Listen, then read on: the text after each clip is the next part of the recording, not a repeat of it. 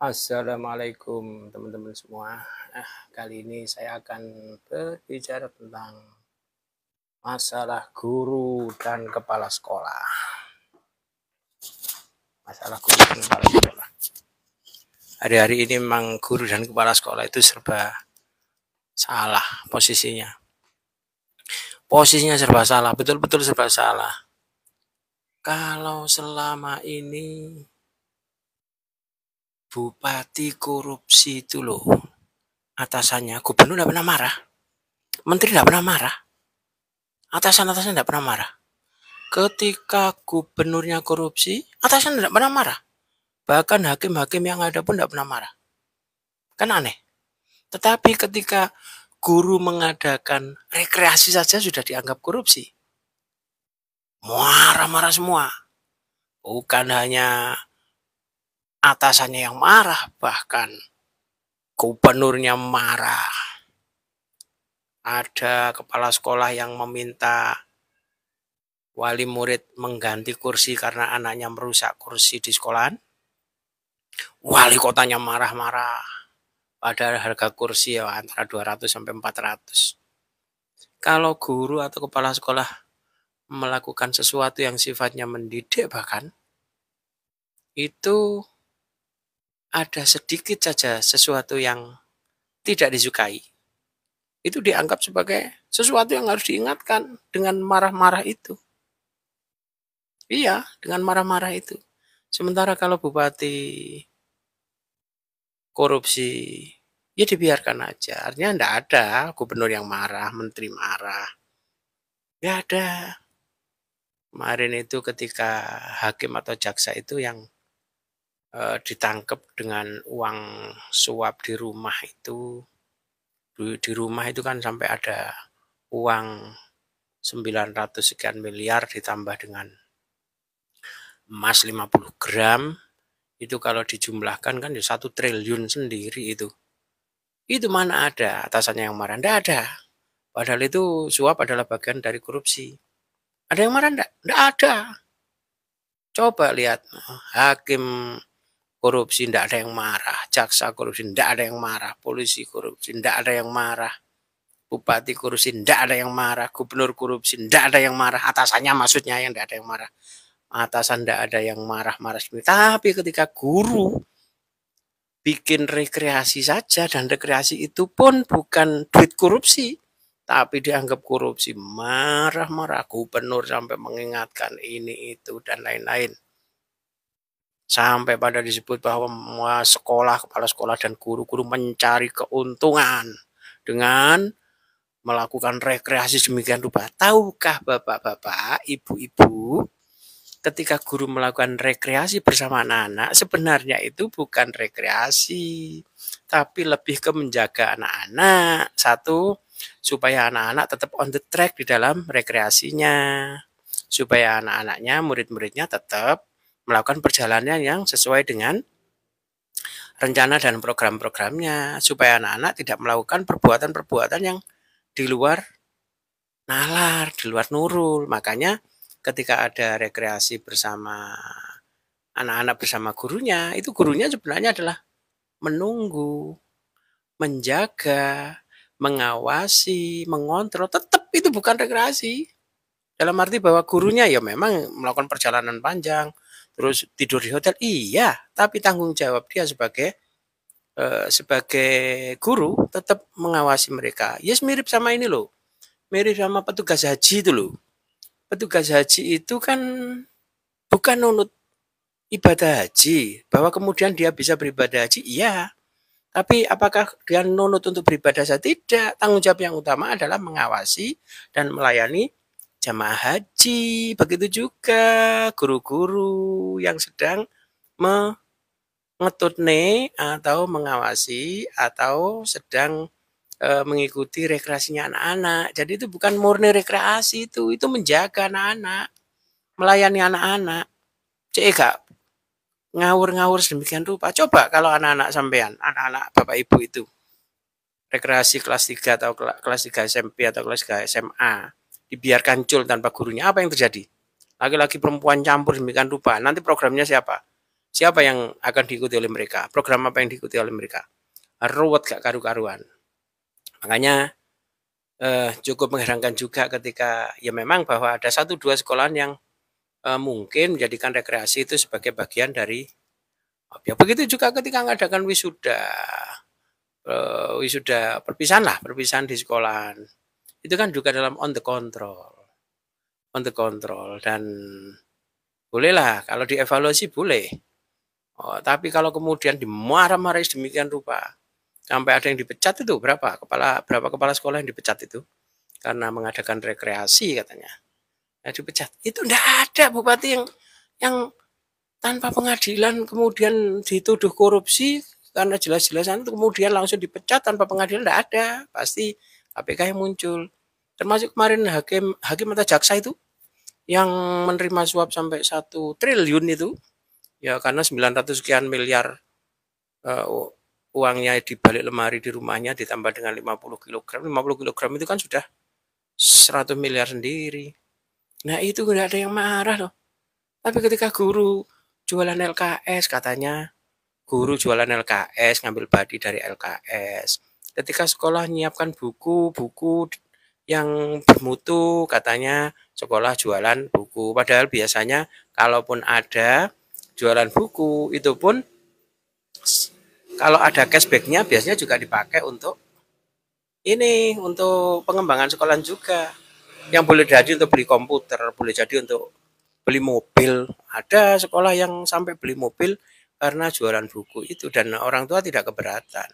Yang keberatan adalah bukan orang tuanya yang nyekolahkan di situ. Halo, ya ini saya sedang membicarakan tentang salahnya posisi guru ini, posisi guru yang serba salah. Karena kebetulan saya pernah jadi guru, pernah jadi kepala sekolah di SMA swasta, tapi relatif kalau di sekolah swasta tidak begitu banyak disalahkan oleh atasan-atasan. Walaupun ada penyalahan ya gak teman-teman, tapi yang guru-guru negeri itu terutama, wow, kepala sekolah negeri itu, wow, serba repot itu, serba repotnya itu tadi. Nah sekali lagi, mana itu ada bupati korupsi kemudian gubernurnya marah-marah? Nggak ada kan? Nggak ada. Mana gubernur korupsi kemudian menterinya dan presidennya marah-marah? Nggak ada.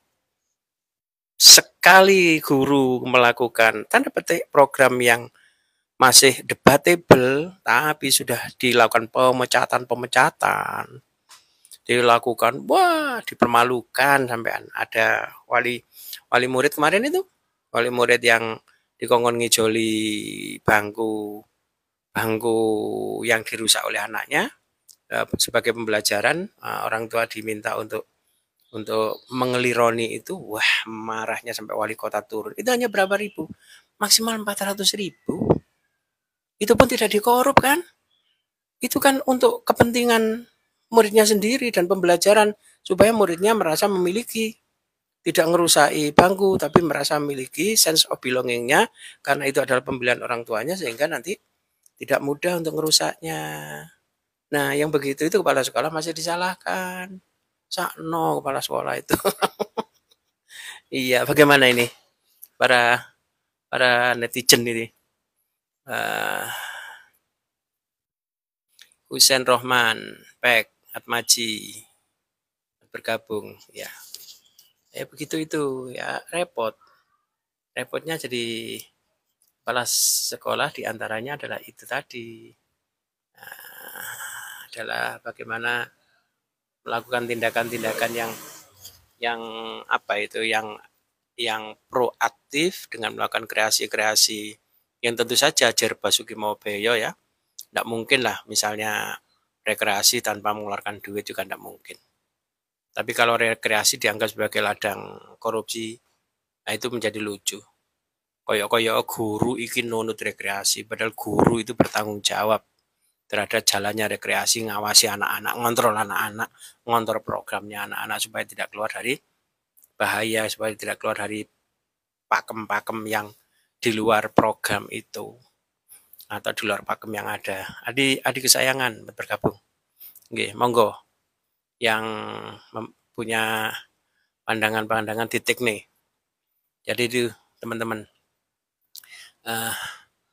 terenung dalam pikiran saya karena saya pernah jadi guru dan pernah jadi kepala sekolah, walaupun di sekolah swasta, tapi sekolah swasta ini juga sekolah swasta besar, sehingga merasakan bahwa ketika kita rekreasi bersama anak-anak itu sebenarnya bukan rekreasi tetapi pelayanan terhadap pelaku rekreasi, sebagaimana petugas haji juga melakukan pelayanan terhadap para jemaah haji. Nah, bahwa petugas haji bisa ikut naik haji sekaligus itu adalah bonus, sebagaimana guru menjaga anak-anak rekreasi sekaligus bisa menikmati itu, iya, tapi bahwa tanggung jawab dan tugasnya tetap dijalankan dengan sebaik-baiknya gitu. Ya, lah ngono ae wis nek sing muring-muring gubernur muring-muring, wali kota muring-muring. Iya, kan aneh itu. Tadi posisi guru seperti itu serba salah. Padahal persoalan-persoalan di sekolahan juga cukup banyak. Misalnya ada anak nakal ketika di sekolah yang disalahkan gurunya. Padahal kebanyakan waktunya justru berada di rumah. Golden age murid-murid itu kan berada di rumah, bukan di sekolahan. Tapi ketika ada anak yang melakukan kesalahan, sekolah yang nanti serba serba revlon juga.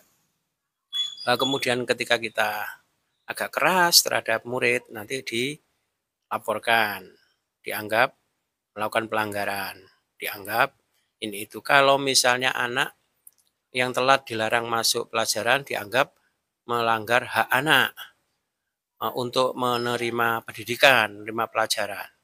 Kemudian kalau kita menagih SPP karena di swasta ya, menagih SPP yang tertunda sampai sekian, karena di sekolah saya itu setiap 3 bulan atau 4 bulan itu, dulu 3 bulan ya, tengah semester itu, kenapa selalu ada ujian mid semester. Memang di samping mid semester itu adalah bagian dari tugas asesmen, tugas penilaian yang formal, dalam arti bahwa memang ada di kurikulum, itu sekaligus adalah dalam rangka untuk merazia anak-anak yang belum bayar SPP. Itu pun yang ditagih bukan anak-anak, tapi orang tuanya dibel. Bayangkan kalau pernah kok dalam satu satu tengah semester itu apa ini uang yang endon atau yang belum bayar syahriah atau bulanan itu sampai miliaran. Ya bayangkan Mang Mondok makannya di situ, makannya di pondok 3 kali, tidurnya di pondok, listriknya di pondok, segala sesuatunya di pondok, sekolahnya juga di pondok. Kalau hanya sekolah saja, mungkin tidak seberat itu. Tapi kalau makannya juga ikut pondok, katakanlah makan 3 bulan saja sudah berapa itu? Kalau menurut MBG, saat kali makan katakanlah 10.000, itu sehari 30 ribu.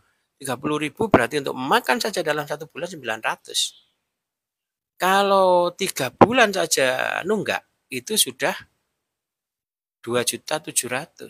Itu satu anak. Padahal di dalam pesantren itu ada ribuan anak. Nah, kalau di dalam pesantren yang ribuan anak itu kemudian ternyata yang katakanlah 30% saja yang nunggak. Kalau misalnya santrinya 1.000, 30% yang nunggak itu berarti 300.000, maka ya hampir 300 juta itu. Hampir 300 juta per bulan. Kalau 3 bulan kan ya hampir 1 miliar. Nah, sekali lagi bahwa monggo Bapak Ibu yang menyekolahkan anaknya baik di pondok maupun bukan di pondok dan sudah mempercayakan kepada sekolahnya, sebaiknya lakukan sinkronisasi. Kalau ada sesuatu itu dibicarakan dengan mungkin wali kelasnya, mungkin dengan guru BP-nya. Tidak dididik lapor polisi, kemudian atau di medsos sedemikian rupa, atau kemudian ya sudahlah ke BP omong-omongan kenapa. Ya ndak langsung polisi, ndak langsung nangone komnas dan seterusnya seperti itu. Itu kasihan anaknya nanti ke depannya. Kasihan anaknya, karena anak-anak yang terlampau dimanjakan oleh orang tuanya, bahkan terlampau melakukan konfliktual dengan gurunya, menuntut gurunya sedemikian rupa dan uh, sedemikian rupa itu, maka dia termanjakan oleh orang tuanya. Kalau sudah termanjakan seperti itu, ya jangan berharap nanti ke depan anak Anda itu bisa memberikan sesuatu yang lebih kepada Anda seperti yang Anda harapkan. Jangan dianggap remeh itu. Ketika Anda terlampau membela anak Anda ketika berkonflik dengan gurunya, bahkan sampai misui gurunya, maka suatu saat bisa terjadi sebaliknya di mana Anda akan dibisui oleh anak Anda yang dulu Anda misui gurunya karena Anda anggap sebagai kurang bisa mendidik anak Anda. Lawangan Anda saja tidak begitu bisa mendidik anaknya kok. Gurunya dikongkol lebih daripada itu. Nah, kalau akademik sih bisa, tapi masalahnya di akhlaknya dan terusnya itu orang tua sangat ini. Jadi sekali lagi bahwa hari-hari ini guru kan lumayan, guru dan kepala sekolah ini lumayan anjek-anjek lumayan anjek-anjek itu ya berada di ujung tanduk. Karena kalau dia melakukan sedikit kesalahan saja, bukan hanya orang tua yang marah, tapi juga bupatinya mungkin marah, wali kotanya mungkin marah, gubernurnya marah, mungkin juga atasan-atasan lagi marah.